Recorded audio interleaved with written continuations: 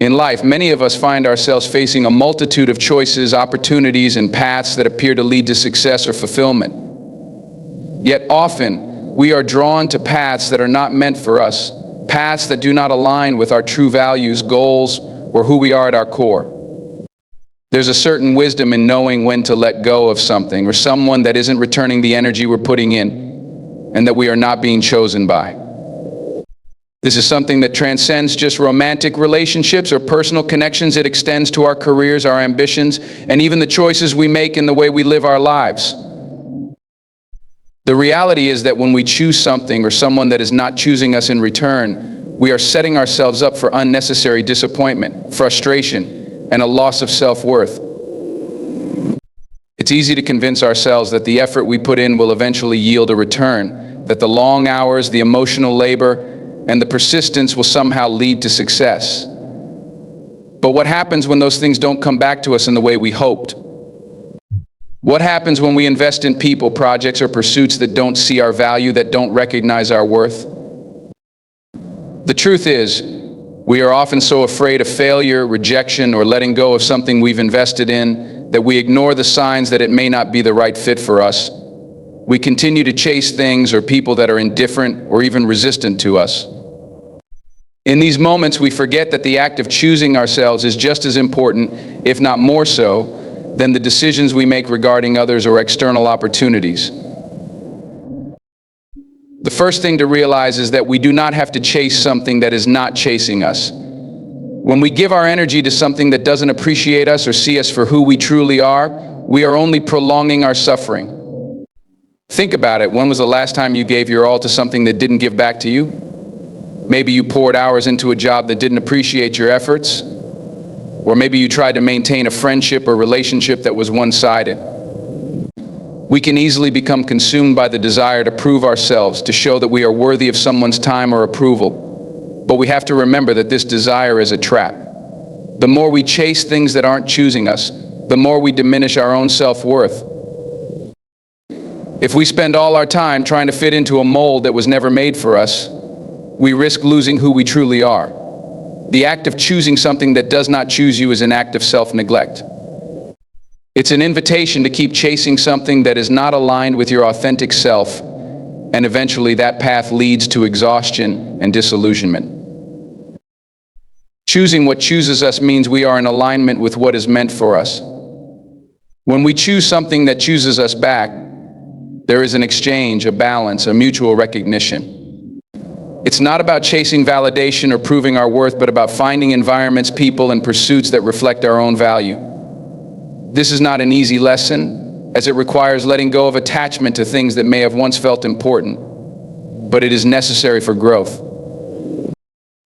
Imagine a career where your efforts are appreciated, where you feel that the work you are doing is not just a job, but a contribution.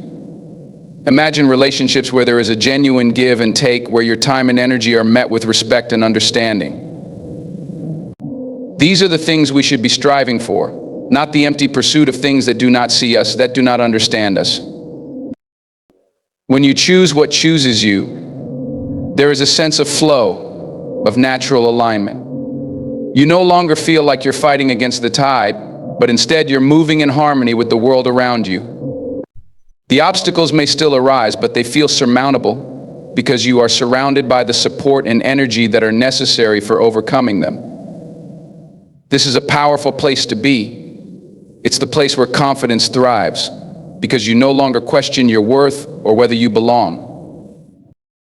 However, we must also understand that choosing what chooses us does not mean avoiding challenges or difficulty. Life will always present obstacles, and sometimes, even when we are on the right path, things can feel difficult. But there is a difference between the challenges we face on the path that is meant for us and the struggles we endure when we are trying to force ourselves into a place where we don't belong. In relationships, choosing what chooses you is about finding someone who appreciates your efforts, your kindness, and your values. It's not about begging someone to see your worth or prove that you are deserving of love. True love and connection are about mutual recognition and respect. When you choose someone who chooses you, you are both able to grow together, to build a relationship that is not based on games or manipulation, but on honest communication and understanding. In your career, choosing what chooses you means being in an environment where your skills are not only recognized but nurtured. It's about doing work that resonates with you, that challenges you to grow, and that pushes you to become the best version of yourself. When you choose the path that chooses you, your efforts feel meaningful because you are contributing to something that aligns with your passions and values. But what about those times when you're stuck? When it seems like nothing is choosing you, or when the things that you're passionate about don't seem to be working out? It's during these moments of doubt that it's important to step back and evaluate why you are choosing what you're choosing. Are you clinging to something because it's familiar, or because you fear the unknown? Are you afraid of walking away from something that hasn't been fruitful because of how it might look to others?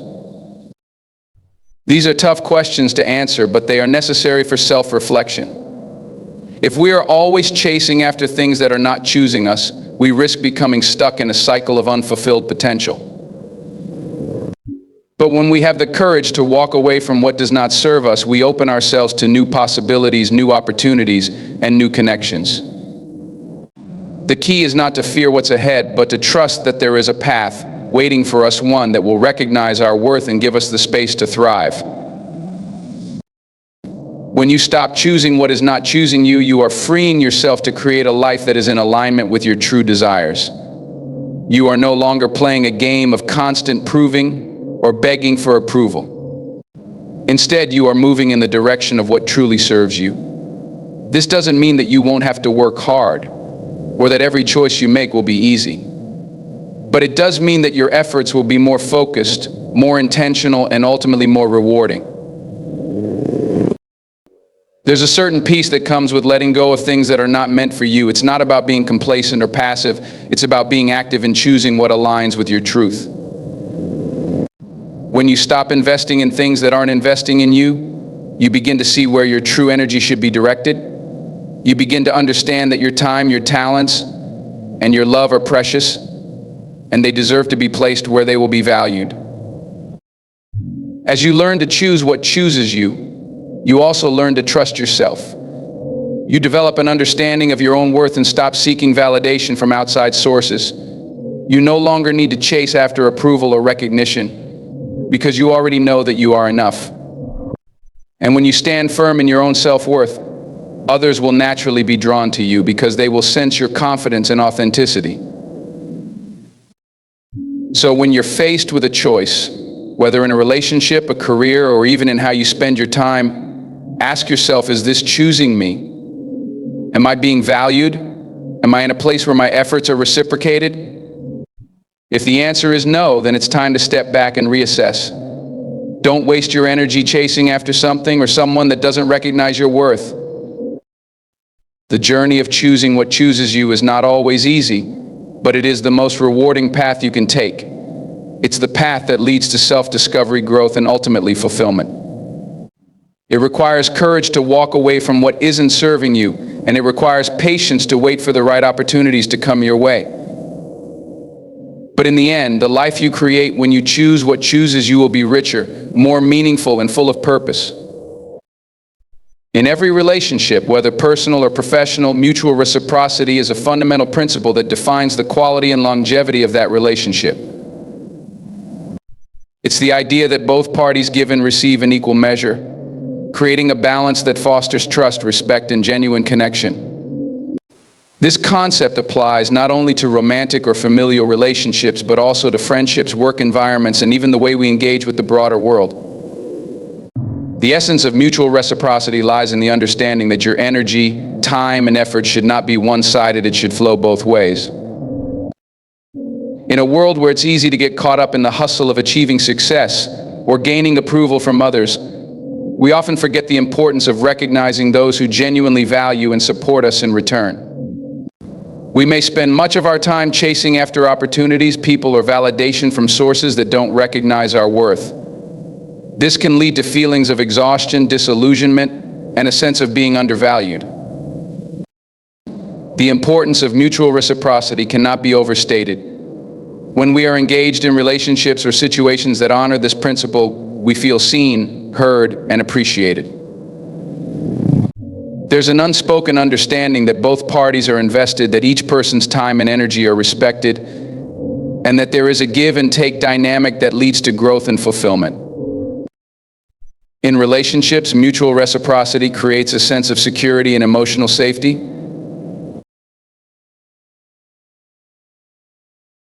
When both individuals contribute to the relationship in meaningful ways, there is a shared sense of purpose and mutual respect. This doesn't mean that everything should be perfectly equal at all times, but there is a balance in the effort and care given. For example, in a romantic relationship, if one person consistently gives more emotionally, while the other person withdraws, it creates an imbalance that can lead to feelings of neglect, frustration, and resentment. On the other hand, when both people are equally engaged, when both give and receive love, understanding, and support, it builds a solid foundation where both individuals can thrive. The same principle applies to friendships. True friends are not those who only reach out when they need something, but those who are present in times of need and joy alike. Friendships grounded in mutual reciprocity are marked by an ease of give and take. Both individuals make an effort to be there for one another, whether that's offering emotional support during difficult times, celebrating each other's victories, or simply sharing their time and energy in ways that bring both people joy and satisfaction. In the professional world, mutual reciprocity can be seen in the way colleagues collaborate, share knowledge, and support each other's growth. In healthy work environments, employees feel valued not only for their productivity but also for their unique contributions. When organizations foster a culture of reciprocity, employees are more likely to feel a sense of loyalty, motivation, and satisfaction. They understand that their hard work is not only acknowledged but also appreciated, leading to a greater sense of belonging and purpose. One of the challenges we face in modern society is that we often find ourselves in situations where we are giving more than we are receiving. Whether in personal relationships or professional settings, this imbalance can lead to a sense of burnout and emotional fatigue. When we are constantly investing in situations that do not offer anything in return, we are not practicing mutual reciprocity. Instead, we are in a one-sided dynamic that can leave us feeling drained, undervalued, and unappreciated. The problem with this is that it becomes difficult to thrive in an environment where your contributions are not acknowledged or reciprocated. Over time, this lack of mutual exchange can erode self-worth and lead to a sense of disillusionment. We begin to question why we keep giving without receiving anything in return, and we may even start to feel like we are invisible or unimportant. This is why it is essential to recognize the importance of mutual reciprocity in every aspect of our lives and to ensure that we are engaged in relationships and opportunities that value our contributions. When we talk about value and mutual reciprocity, it is also crucial to acknowledge that reciprocity is not always about direct exchanges. Sometimes, it is about the intangible ways in which people support and appreciate us. For example, in a workplace, mutual respect and recognition may not always come in the form of a paycheck or promotion, but may instead come in the form of trust, respect, and the opportunity to grow. Similarly, in friendships and family relationships, reciprocity may look like emotional support, shared experiences, or the simple act of showing up when needed. True mutual reciprocity is not transactional. It's not about keeping score or counting every favor or gesture. Instead, it is about an ongoing, organic exchange of energy, effort, and support. It's about creating a sense of shared responsibility and understanding that both parties are invested in the well-being of each other. This is a foundation of trust that allows individuals to be vulnerable and authentic in their interactions, knowing that they are not giving more than they are receiving and vice versa. One of the benefits of embracing mutual reciprocity in all aspects of our lives is that it leads to healthier and more sustainable relationships. When both parties feel valued and appreciated, they are more likely to be motivated to continue investing in the relationship, whether that's by offering their time, their expertise, or their emotional support. This sense of mutual care and effort creates a strong bond that withstands challenges, misunderstandings, and obstacles. Even when things aren't perfect, there is a shared commitment to making the relationship work because both individuals feel that their contributions are acknowledged and reciprocated.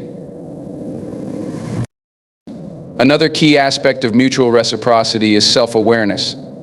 It's important to understand not only what we give, but also what we receive in return. Sometimes we may be unaware of how much we are giving in a relationship or situation, and we may not even realize that the balance has shifted until we begin to feel drained or resentful. Being mindful of what we are receiving is an essential component of maintaining healthy relationships. It allows us to make decisions about where to invest our time and energy and where to step back and reevaluate the dynamics. For example, if you're in a friendship where you are always the one reaching out, always the one offering support, and never feeling like the effort is reciprocated, it may be time to reassess the relationship. It's essential to recognize when your energy is being drained by someone who is not contributing in the same way. This is not to say that relationships should always be perfectly balanced at all times. Life circumstances fluctuate, and there may be moments when one person needs to give more, but over time, a lack of mutual reciprocity is not sustainable. Similarly, in a professional environment, if you are constantly giving your best effort without recognition or support, it can lead to feelings of resentment. While you may have an intrinsic motivation to succeed and do well, the lack of acknowledgement or reciprocal support can cause burnout and dissatisfaction. The healthiest work environments are those where employees feel their contributions are valued and where there is an ongoing exchange of ideas, feedback, and support. One of the most profound lessons we can learn about mutual reciprocity is that it is not a one-time act, but an ongoing process. It requires continuous effort, communication, and a commitment to understanding the needs and values of the people around us. This is not always easy. There will be times when we feel overlooked or underappreciated, and we may question whether it's worth continuing to invest in certain relationships or endeavors. However, when we embrace the principle of mutual reciprocity, we learn to navigate these moments with a greater sense of clarity. We begin to understand that our worth is not tied to how much we give, but to the mutual recognition and respect that is cultivated over time. Embracing mutual reciprocity also means being willing to set boundaries. If you find yourself in a situation where you are continually giving and not receiving, it's important to communicate your needs and set clear boundaries. This might mean saying no to certain requests or stepping back from relationships or situations that are no longer serving you. Boundaries are essential to maintaining a healthy dynamic of reciprocity because they ensure that you are not overextending yourself or sacrificing your own well-being for the sake of others. Ultimately, when we practice mutual reciprocity in our relationships, we create a space for both individuals to thrive.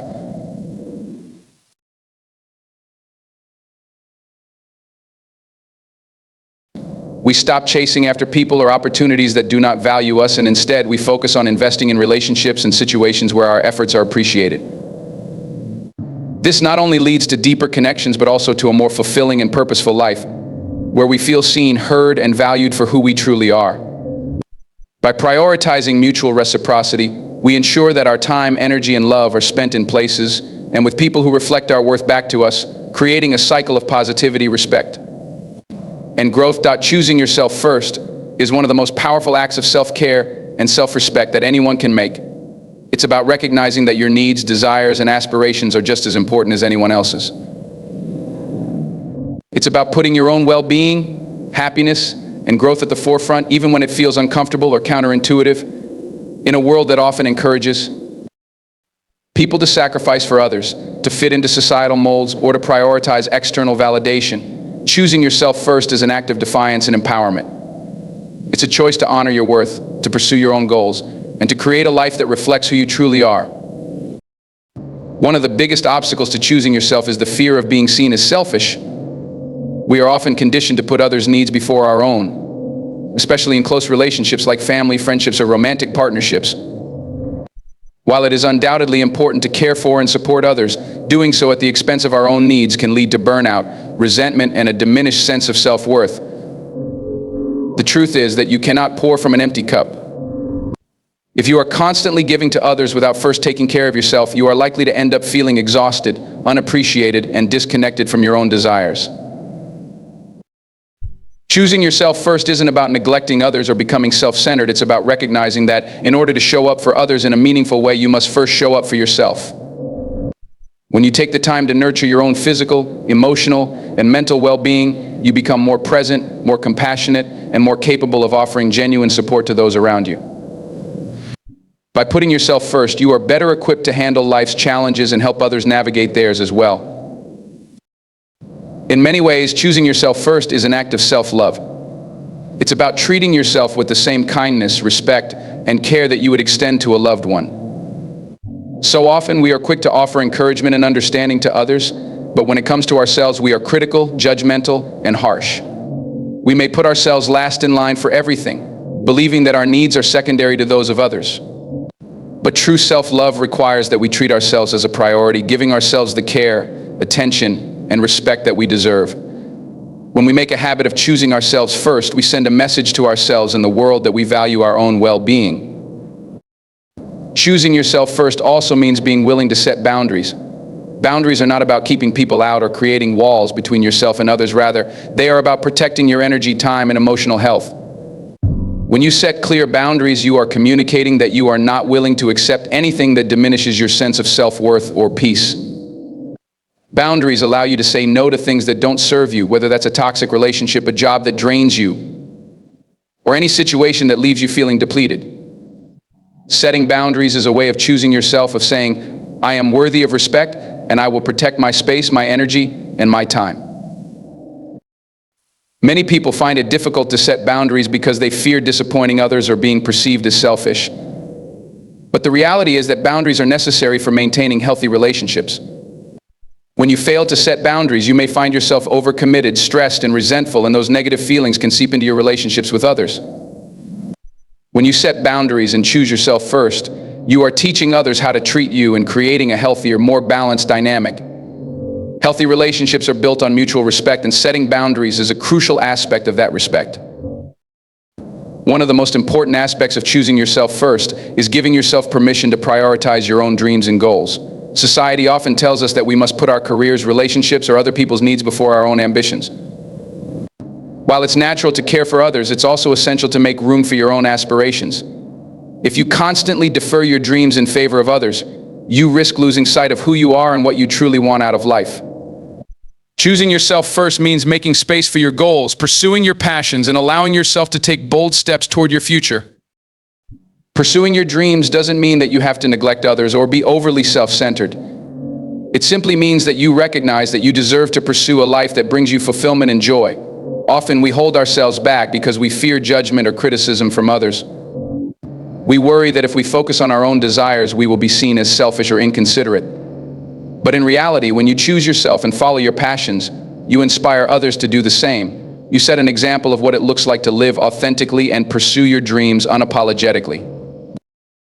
Choosing yourself first also requires the courage to let go of toxic situations, relationships, or environments that do not align with your values or your growth. Sometimes we remain in unhealthy relationships because we feel obligated to stay, or because we fear the discomfort of change. But when you choose yourself, you recognize that staying in toxic situations only prevents you from moving forward. Letting go of people or situations that drain your energy, undermine your confidence, or hold you back is an act of self-respect. It's about acknowledging that your well-being is more important than maintaining a facade of harmony or fulfilling others' expectations. In relationships, choosing yourself means recognizing when someone is not treating you with the love, respect, or care that you deserve. It's about understanding that you are worthy of relationships that bring joy, positivity, and mutual respect. When you are in a relationship where your needs are consistently ignored or devalued, choosing yourself may mean walking away or establishing boundaries to protect your emotional health. Choosing yourself doesn't mean rejecting love or support. It means being selective about the kind of relationships you cultivate and making sure that they align with your values and your vision for the future. The fear of being judged or rejected can sometimes prevent us from choosing ourselves first. We worry that if we put ourselves first, others will see us as self-centered or unkind. However, choosing yourself is not about disregarding others, it's about creating a life that reflects your true self and your true desires. When you choose yourself, you are not only honoring your own needs, but you are also showing others the importance of doing the same for themselves. By modeling self-respect, you encourage others to do the same and create a ripple effect of self-love and empowerment. Choosing yourself first also requires the willingness to embrace discomfort and uncertainty. Often, the decisions that require us to put ourselves first come with fear and doubt. We may question whether we are making the right choice or whether others will understand our decisions. It can be difficult to step into the unknown or to take risks, especially if those risks involve change or stepping outside of our comfort zone. But growth always involves discomfort, and the discomfort of choosing yourself first is often a sign that you are stepping into a more authentic, empowered version of yourself. In some cases, choosing yourself means making sacrifices. You may have to give up certain comforts, relationships, or even a particular lifestyle in order to create space for what truly aligns with your values. Sacrifices, however, are not about losing something, they are about making room for something better, something that resonates with who you are at your core. Choosing yourself first is a decision to invest in your own happiness and well-being, even if it requires making difficult choices in the short term. Over time, as you practice choosing yourself first, you will find that your sense of self-worth and confidence grows. You begin to realize that you are worthy of love, success, and happiness, and that you don't need to seek validation or approval from others. When you make the choice to put yourself first, you begin to understand that you are the most important person in your life, and that by taking care of yourself, you are better equipped to show up for the people in the world around you. Choosing yourself first doesn't mean that you stop caring for others, or that you become indifferent to the needs of those you love. It simply means that you understand that you cannot truly help others if you don't first take care of yourself. When you put yourself first, you create a solid foundation for a life that is fulfilling, authentic, and aligned with your deepest desires. The world will always demand things from you, whether it's the expectations of others, societal pressures, or the responsibilities of life. But when you choose yourself first, you empower yourself to live a life that is true to who you are, and in doing so, you inspire others to do the same. You cannot pour from an empty cup, and by filling your own cup, you create the space to share your gifts with the world in the most meaningful way.